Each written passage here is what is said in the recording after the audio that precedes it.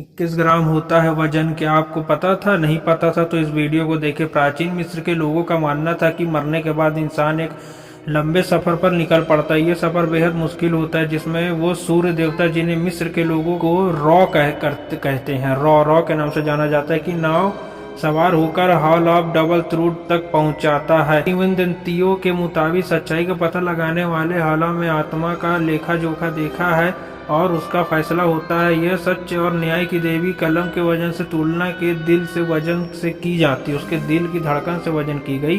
प्राचीन मिस्र के लोगों का मानना था कि इंसान के सभी भले और बुरे कर्मों का हिसाब उसके दिल पर लिखा जाता है। इंसान ने सादा और निकटपट जीवन बिताया है, जो उसकी आत्मा का वजन पंख की तरह कम होगा और उसके ओसिरिस के स्वर्ग में हमेशा लिए जगह बनाई जाएगी। मिस्र की इस प्राचीन मान्यता की एक झलक 1907 में journal of the American society of residency research में एक छपे हुए शोध में मिली।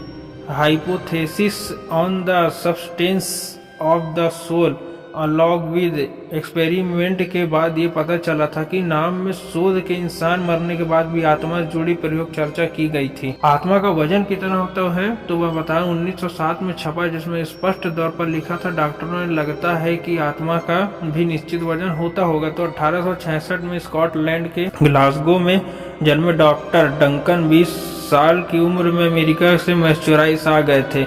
इन्होंने हफ्ट यूनिवर्सिटी के स्कूल ऑफ मेडिसिन से अपनी पढ़ाई पूरी की थी और अपने जीवन का अधिकतर वक्त हेवरिल शहर के एक चैरिटेबल हॉस्पिटल में लोगों का इलाज करते थे। 1830 में बनाया गया था फेयर बॉक्स जैसी मशीन। इसमें चीज़ों का स्टीम मॉक आसानी से लिया जा सकता था।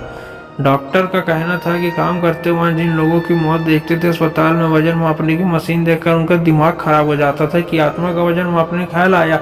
न्यूयॉर्क में टाइम्स में छपे लेख के अनुसार इस घटना में यह साल शोध विषय लोगों के सामने आया था कि ये जनाजा जो होता है ये किस प्रकार से होता है। तो इसके शोध में विषय का नाता मिस्र के लोगों ने मान्यता को साबित करना था। फिर मिस्र की देवी देवता के बारे में कुछ जानना कतई था, लेकिन विश्वस्तु जरूर थी कि ये होगा कैसे। उसके बाद हुआ कि डॉक्टर डंकन मैकडॉनल्ड का प्रयोग। डॉक्टर डंकन मैकडॉनल्ड ने एक हेड वजन में नापा गया था। अस्पताल मौजूद डेड बॉडी को उन्हें तराजू में रख कर उनके लेंस किया गया, जहां औसत एक औस करीब 28 ग्राम के बराबर होता है। ये भी कम बदलाव को मापा जा सके। जो लोग गंभीर रूप से बीमार होते हैं, जिनकी बचने की उम्मीद नहीं होती, उन्हें इस खास बिस्तर पर लेटाया गया था और उनके मरने की प्रक्रिया को करीब से देखा जा सका था। शरीर के वजन में हो रही किसी भी तरह के बदलाव को वो अपने नोट्स में लिखते रहे। इस दौरान पता चला कि पानी, खून, पसीने, मलमूत्र, ऑक्सीजन, नाइट्रोजन के स्थिर में बदलाव होंगे।